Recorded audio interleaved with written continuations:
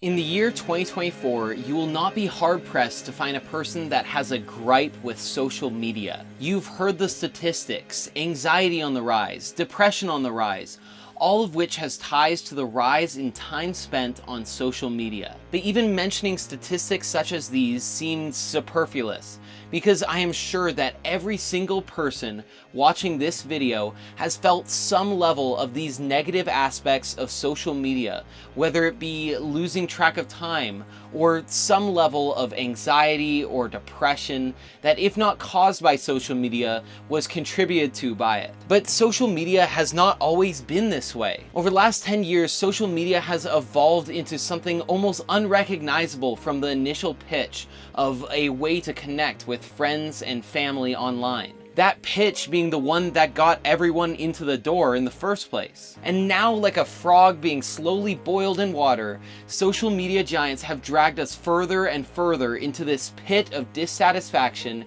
in the pursuit of time spent on their site. But then, in 2020, along comes BeREAL, an app that feels reminiscent of old social media, focused on real moments, that was chronologically, not algorithmically sorted. And for a short time, BeReal was great. It enjoyed mass adoption by everyone for its innovative way of being an actual social media app. But right as you may think we are heading into a social media renaissance, BeReal's user base drops off a cliff, and within 6 months, we are back to square one. What happened?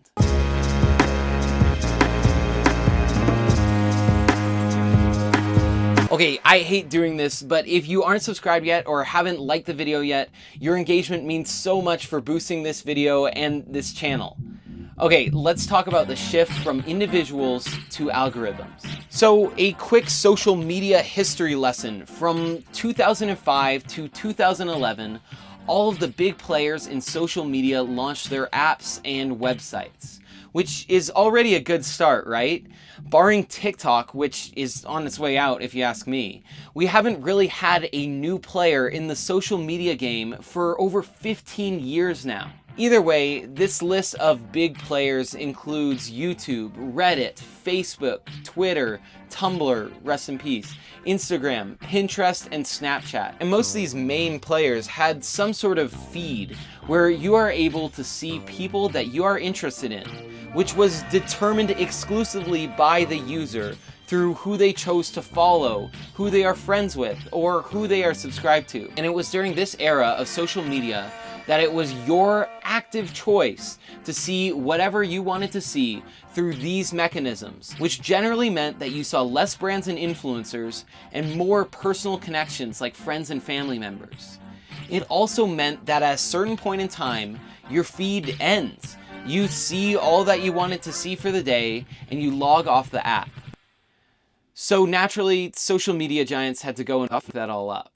And starting in 2009, social media began to exit its golden era, with Facebook introducing the world's first true algorithmic feed. A feed that ranked users' posts and sorted them for you by most liked. But within a short time, algorithms would get more and more complex, now being composed partly of posts from people you chose to be friends with, but now to fill in the gaps, posts that Facebook thought you would enjoy, while also adding ads to this new feed, of course. And one by one, YouTube, Instagram, Twitter, Reddit, Pinterest, and Snapchat followed suit, all of them utilizing the concept of algorithms to maximize the amount of time spent on their sites. Naturally. And what the user base gained in quantity of posts, it sure lost in quality. Which is not to say that the actual quality of these algorithmically suggested posts were necessarily poor, although some were.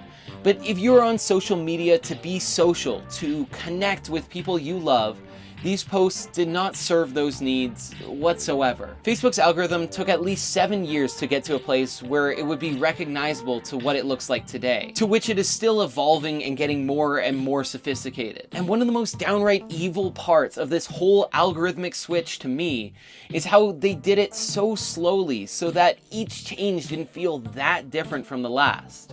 Because if you put a 2024 Facebook in front of a 2009 Facebook user, I honestly think that they would hate it and reject it. Either way, social media companies went algorithmic, which meant a few things.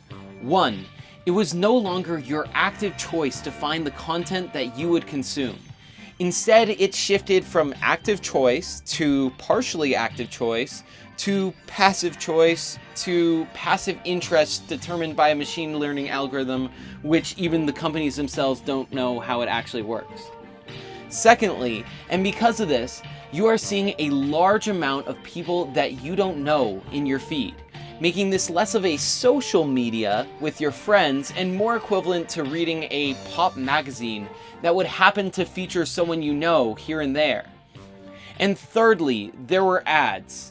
Thank God, right? And finally, and most importantly, the feed never ends. I find it so ironic seeing these social media CEOs being called for Senate hearings to answer for why there is a mental health crisis in America, when every choice they have made for the past 15 years has been to maximize the time spent on their sites to no end and at the direct expense of the user's mental health.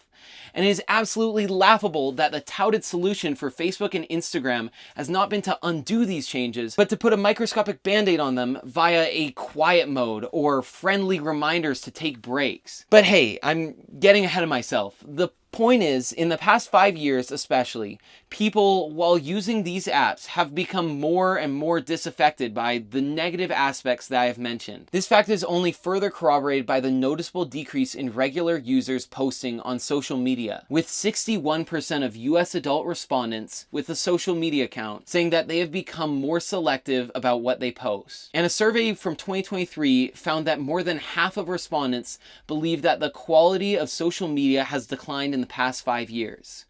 And now, knowing all of this history, you can understand the increasing need, a market if you will, for a social media that could actually connect users with their friends and family.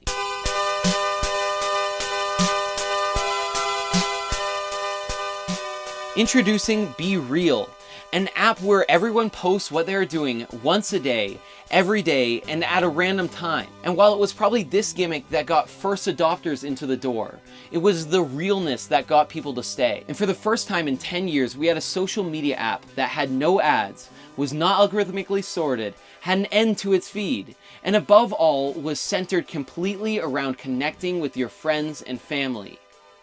And very unsurprisingly, the world flocked to BeReal and quickly grew from 1 million active users in 2021 to 73.5 million active users in August of 2022. What makes this even more impressive is how few new social media platforms have been able to find sustainable success in the past 10 years due to companies either buying each other out or just ripping off features. TikTok is a notable exception, but with Reels and Shorts becoming better and better and a potential ban looming, I wouldn't bet on their long-term success. But having considered all of the history of social media leading up to this point, BeReal's success should not be surprising. When I initially downloaded it, it reminded me of using Instagram and Snapchat back in the 2010s. And in a weird way, I was actually seeing what my friends were up to, something I forgot was the whole point of social media. But something happened, because after a few years of relative success as a platform, BeReal's user base began to rapidly decline. What happened? In under a year, BeReal has gone from 75 million active users to a mere 20 million. And BeReal fell in popularity for the same reason it initially succeeded. It was just way too real. Because reality for most people is not that interesting.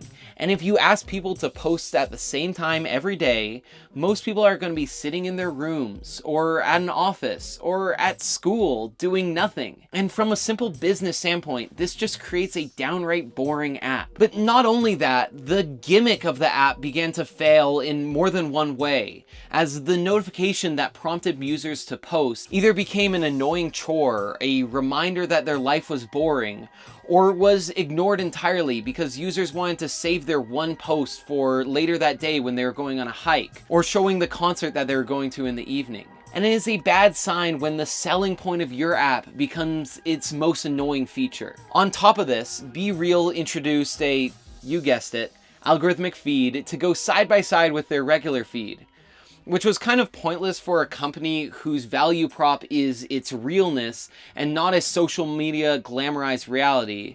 But I digress. They also introduced ads, which I'm not even complaining about. A company needs to make money, but I've seen some, let's say, low tier ads on their app.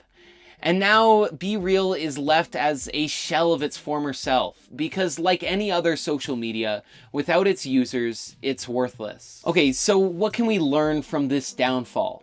Well, first off, BeReal was unable to become more than a gimmick app. And it's my belief that their inability to expand the app's functionality by maybe adding stories, maybe a weekly highlight, and also removing the need to post at one specific time every day, ultimately delivered the final blow to this app. But more importantly, BeReal is a great example for the sometimes unquantifiable need that people have for an authentic social media. Something that would be reminiscent of a pre-algorithmic feed. A feed that doesn't have to be boring like BeReal ended up being, but something that only showed people you actually know, and a feed that had an end. But now it is probably at this point in the video, you may be asking, shouldn't the market decide that? So the budding capitalist in you might wonder why people are dissatisfied with social media, are not posting on social media like they used to, along with the rising depression and anxiety related to social media usage. Yet nobody has been able to fill this gap in the market. If so many people want a realer social media, why doesn't it exist already? Listen, the problem with social media is the same with nicotine and the same with fast food. There are certain times where humans are not able to make good decisions for themselves and continue to harm themselves despite wanting to stop. In social media's case, the short-term dopamine of an algorithmic feed combined with a load of other addictive factors like vertical videos, explore pages, stories, and the like. We cannot stop ourselves even though it is clearly the right thing to do. Introducing regulation.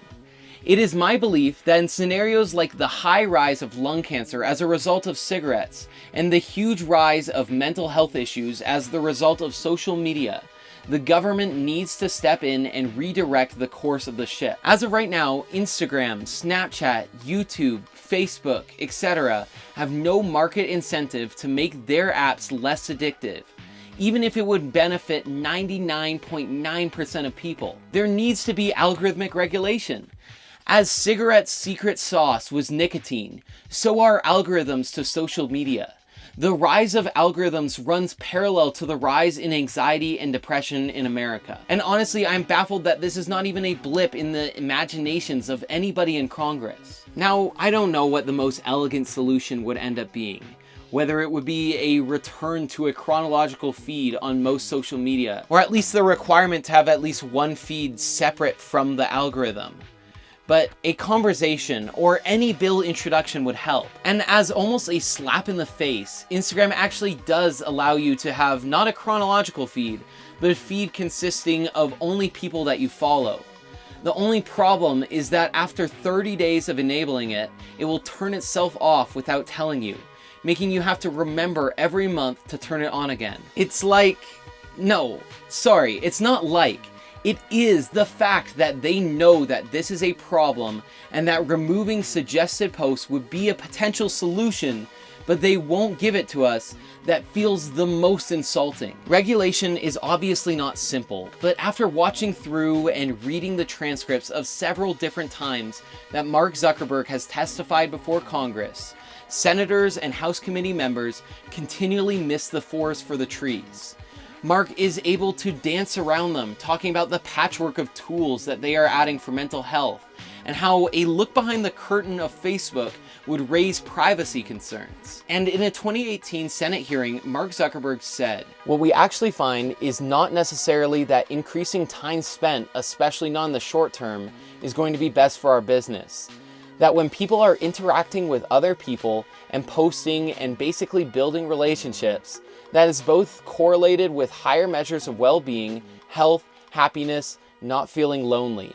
And that ends up being better for the business than when they're doing lower value things like passively consuming content. And while that may be true for Facebook at one point in time, it is abundantly clear that they have completely abandoned this notion, as Facebook and Instagram are dominated by passive content consumption. BeReal, while plagued with its own inherent issues, is an excellent example of how the world wants authenticity in social media, but will continually choose what is not good for them. It highlights how far we have come from a reality where social media was a positive experience for the user, and how easily it could return to this state. But as of right now, we are stuck in limbo.